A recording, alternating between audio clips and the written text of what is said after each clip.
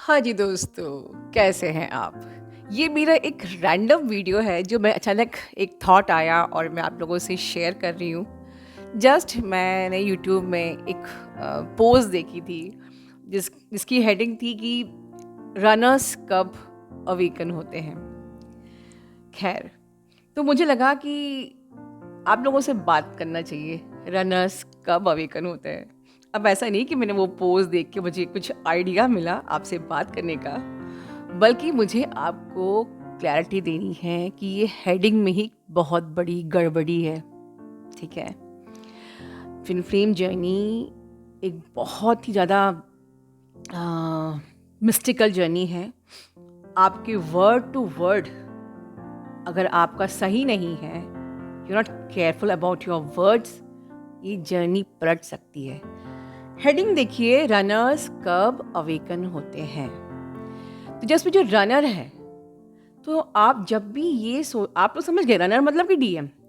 अब आप जब कोई वीडियो देखते, आप उस पर आप पिंक करते हो कि चलो देखते हैं रनर्स कब अवेकन होते हैं, तो पहले आपने पढ़ा रनर। आप ये सोचिए, आप रनर बोल के अपने सबकॉन्शियस में क्या डाल रहे हो कि आपका डीएम आपसे रन कर रहा है। एंड सेकेंड थिंग कि वो समवन है। तो यही मैं कहती हूँ कि चैनल्स तो बहुत सारे खुल जाते हैं। 19 के बाद, इस चैनल के बाद कई चैनल्स खुले 6 मंथ्स में। कई चैनल आप भी सुनोगे तो आप भी चैनल्स खोल सकते हो इस पे 6 महीने साल भर सुनने के बाद।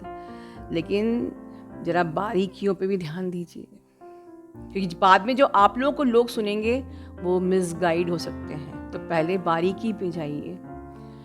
आप अपने रनर ट्विन बोलकर आप ऑलरेडी सबकॉन्शियस में ये डाल रहे हो कि वो एक रनर है जो आपसे भाग रहा है और आप सेपरेशन में हो, और आपसे जो भाग रहा है डेफिनेटली वो समवन एल्स होगा। ठीक है, तो आज से आप अपने डीएम को हमेशा डीएम बोलिए, कभी रनर मत बोलिए। या ऐसे वीडियोस कई मत देखिए जहाँ पर इस तरह की वोकैबुलरीज हैं, क्योंकि वहाँ पर भी उस चैनल पे भी क्लैरिटी नहीं है अभी। ठीक है, अब मैं आपको बताती हूँ कि रनर अवेकन कब होते हैं। तो इसमें भी एक बहुत बड़ा सीक्रेट है जो कि अभी एंटायर कम्युनिटी में कोई नहीं जानता है। ठीक है, आपके ट्विन फ्लेम, आई थिंक शायद मैंने लास्ट ईयर एक वीडियो बनाया था, उसमें मैंने साफ कहा था कि आपका ट्विन फ्लेम ऑलरेडी अवेकन्ड होता है। अगर आप जो आज फर्स्ट चैप्टर पढ़ रहे हो स्पिरिचुअलिटी का, वो सब पढ़े हुए होते हैं। अब आप कहोगे कि मैम मेरा डीएम तो थर्ड पार्टी में है, मेरा डीएम तो नार्सिसिस्टिक बिहेव करता है, मेरा डीएम तो सेक्सुअलिटी से ऑपरेट करता है, वो कहाँ से अवेकन है? तो देखिए, पहले तो आप डिवाइड कीजिए अपने पर्सन को दो हिस्से में। एक है उसकी 3D बॉडी और एक है उसकी 5D बॉडी। ठीक है, आप अभी जिस भी बॉडी से ऑपरेट कर रहे हैं, कि अगर अभी आप जिस भी लेवल पे हो, अगर आप 3D से वाइब्रेट करें तो आपको आपका डीएम 3D जैसा ही दिखेगा, बिल्कुल नार्सिसिस्टिक, बहुत ही ज़्यादा एक्सट्रीम कार्मिक, जो आपको बहुत ही टॉर्चर कर रहा है, डोमिनेट कर रहा है, आपको बिल्कुल सपोर्ट भी नहीं कर रहा है, आपको पैम्पर भी नहीं कर रहा है, या वो आपको मिस यूज़ कर रहा है। जब आप थोड़ा सा 4D में आओगे तो उनकी रियलिटी में आपको फिर थोड़ा सा चेंज लगेगा कि हाँ, थोड़ा सा वो अब बेटर हो रहे हैं, अब थोड़े से वो अच्छे हो रहे हैं। तो जो लोग अभी इस जर्नी पे बहुत आगे आ गए हैं, जाके आप भी पीछे जाके देखिए, आपके डिवाइन मैस्कुलिन जो चेंजेस आए थे वो एक्चुअली में आपके चेंजेस जैसे जैसे होते गए, उनके में चेंजेस आपको दिखते गए। राइट, तो आपके इनर वर्क से वो चेंज होते हैं फॉर श्योर। ठीक है, बट उनका जो 3D सेल्फ है वो चेंज होता है। 5D में हमेशा डिवाइन मैस्कुलिन एक गाइडिंग स्टार की तरह होता है, जो आपके साथ हमेशा होता है। वो आपको हमेशा गाइड करता रहता है, वो आपको हर स्टेज में गाइड करता है, वो आपको ट्रिगर कर करके गाइड करता है, आपके डीप, आपके कोर के वुंड्स को भी ट्रिगर कर करके सरफेस पे ला के आपको सपोर्ट ना करके आपको सिखाता है दैट आपको इमोशनली, एनर्जेटिकली, फिजिकली हर प्रकार से इंडिपेंडेंट होना है। आपको अपने डार्क साइड को, अपने शैडो साइड को कंप्लीटली आपको ख़त्म करना है, बर्न आउट करना है, और आपको अपने ऑथेंटिक सेल्फ में, अपने अपने रियल सेल्फ में आना है। ये सारा एक गाइडिंग स्टार की तरह आपका ट्विन फ्लेम कैसे गाइड करता है, अगर वो इवॉल्व नहीं है तो वो ऑलरेडी अवेकन होता है, उसकी हायर सेल्फ ऑलरेडी अवेकन होती है, जो गाइडिंग स्टार की तरह आपको हमेशा आपको गाइड करती रहती है। और मैंने बहुत पहले 19 में भी एक बात बोली थी, 20 में भी बोली थी, कई बार बोली कि आपका ट्विन फ्लेम इस जर्नी पे आने से पहले आपको वो सब बातें बोलता है जो आप इस जर्नी पे आके सुनते हो। ओके, पेशेंस लेके आना चाहिए, हमको इमोशनली इंडिपेंडेंट होना चाहिए। बहुत सारी बातें मैंने भी आप लोगों को अपनी पर्सनल शेयर की थी कि जो मेरी ट्विन फ्लेम ने मुझे गाइड किया था, और मैंने कहा, मुझे बाद में एहसास हुआ कि ओके, ये तो मेरा ट्विन फ्लेम मुझसे बोलते थे, तब मुझे समझ में नहीं आया। जो लोग ओल्ड वाले हैं उनको याद होगा कि मैंने प्यार के पौधे के बारे में बात की थी कि प्यार का पौधा धीरे धीरे बढ़ता है, मतलब मुझे सिखाया जा रहा था, ऑलरेडी वो अवेकन थे और वो ये सिखा रहे थे कि अपने अंदर पेशेंस लेके आओ, ठीक है, या तुम कब तक मेरे पे डिपेंड रहोगी। मतलब कि वो मुझे ये सिखाना चाह रहे थे कि तुम कब तक, तुमको इमोशनली, फिजिकली इंडिपेंडेंट बनना है, बहुत सारी चीज़ें। और जब आप अवेकन हो जाते हो तो वो खुद ही आप, मतलब आपकी तरफ आपको हमेशा सपोर्ट, एक प्रकार से शील्डिंग की तरह वो आपको आपके चारों तरफ रहते हैं। आपको ये बोलने की ज़रूरत भी नहीं है कि मेरा ट्विन की हाई सेल्फ मेरे पास रहे, मेरे अंदर रहे, मुझे फील होए। वो ऑटोमेटिकली एक शील्डिंग की तरह आपके आसपास रहते हैं, क्योंकि वो आपके गाइडिंग स्टार हैं। उनकी ऊर्जा हमेशा आपको प्रोटेक्ट भी करती है।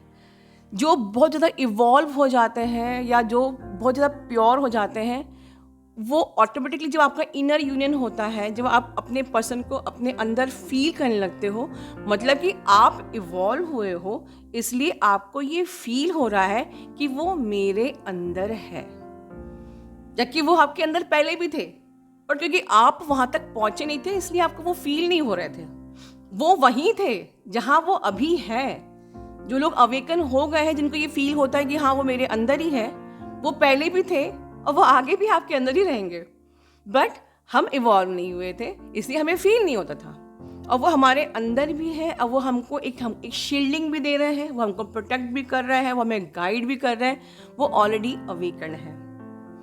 और आप देखना, आप जिस भी स्टेज में हो, सपोज कि आप काफ़ी इवॉल्व हो गए हो, तो तब भी वो आपको ऐसी चीज़ें गाइड करते हैं, वो ऐसी चीज़ें अनजाने बोलते हैं जो आपको एक आंसर होता है आपके अभी भी आपको कहाँ कहाँ काम करना है।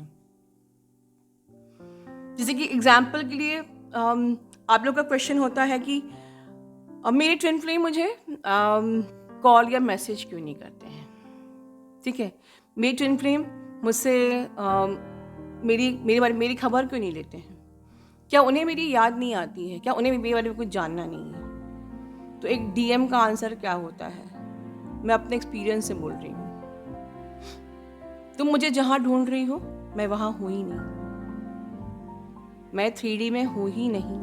तुम अगर मुझे 3D में ढूंढ रही हो, तुम अगर मुझे सोशल मीडिया में ढूंढ रही हो, तुमको अगर मुझसे बात करने के लिए 3D में पहुंचना पड़ रहा है, तो तुम अभी इवॉल्व नहीं हुई हो। अगर तुम्हें अभी भी बाहर मुझे ढूंढना पड़ रहा है, कॉल में, मैसेज में, या तुम मेरे 3D के एटीट्यूड से, एस्पेक्ट से डिस्टर्ब हो रही हो, तो तुम अभी भी मेरे 3D पर्सपेक्टिव को ही देख रही हो और उसी को सच मान रही हो। जब तक तुम तब तक उसको सच मानती रहोगी, तब तक मैं तुम्हारे अंदर तुमको फील होगा ही नहीं। मैं वहाँ नहीं हूँ जहाँ तुम मुझे ढूंढ रही हो। मैं 3D में नहीं हूँ। मैं 3D में जो दिख रहा हूँ वो सिर्फ मेरी 3D बॉडी है, वो तुम्हारा ट्विन सोल नहीं है। तुम जिससे बात करना चाह रही हो, जिस फिजिकल बॉडी से, वो मैं नहीं हूँ, वो तुम्हारा ट्विन सोल नहीं है। वो 3D का वो XYZ कैरेक्टर है, तो भी उसका नाम है, राइट? तुम्हें मुझसे बात करनी है तो अंदर जाओ और इतनी इवॉल्व हो जाओ कि तुम्हें मैं फील होने लग जाऊं। कहते हैं ना, अपने डिवाइन मैस्कुलिन को से आपको डिटैचमेंट में नहीं आना है, आपको उसको एनर्जेटिक रिलीज करना है, एनर्जेटिकली रिलीज करना है। क्या होता है एनर्जेटिकली रिलीज करना? मतलब आपको दिन और रात उनके बारे में सोचना नहीं है, आपको खुद में इतना व्यस्त हो जाना है कि ऑटोमेटिकली आपकी ऊर्जा उनके उनके उन तक पहुंच ही ना पाए और वो हमेशा आपकी तरफ खींचे रहेंगे, क्योंकि उनको हमेशा आप चाहिए। वो आपके काउंटर पार्ट हैं, उनको हमेशा आप चाहिए, पर आप उनको चेस कर करके उनकी हाई सेल्फ को हमेशा उनसे दूर कर देते हो। उनकी हाई सेल्फ हमेशा आपके पास रहना चाहती है, और वो ये चाहती है कि तुम एक शक्ति बनो, एक इवॉल्व बनो, अपने आप पे इतनी फोकस हो जाओ, इतनी इंडिपेंडेंट हो जाओ कि मैं हमेशा तुम्हारे चारों तरफ एक ऑरा बन के रहूं।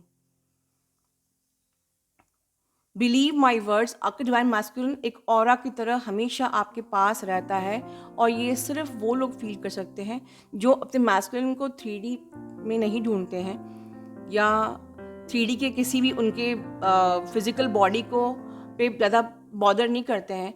वो हमेशा अपनी 5D अपनी जो उनकी एक्सिस्टेंस है उसी में ही रहते हैं, उसी में उनको फील करते हैं, मर्ज फील करते हैं, यूनाइट फील करते हैं, उनसे बातें करते हैं, उन्हें एक लविंग एनर्जी आपस में एक्सचेंज करते हैं 5D यूनियन में।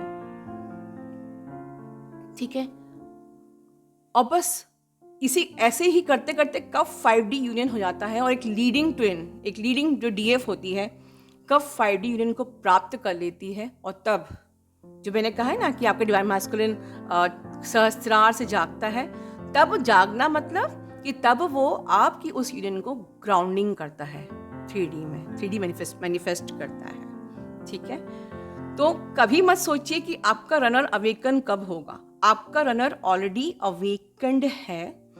अवेकन सिर्फ आपको होना है ताकि आप अवेकन होके अपने मैस्कुलिन को अपने अंदर ही देख सको।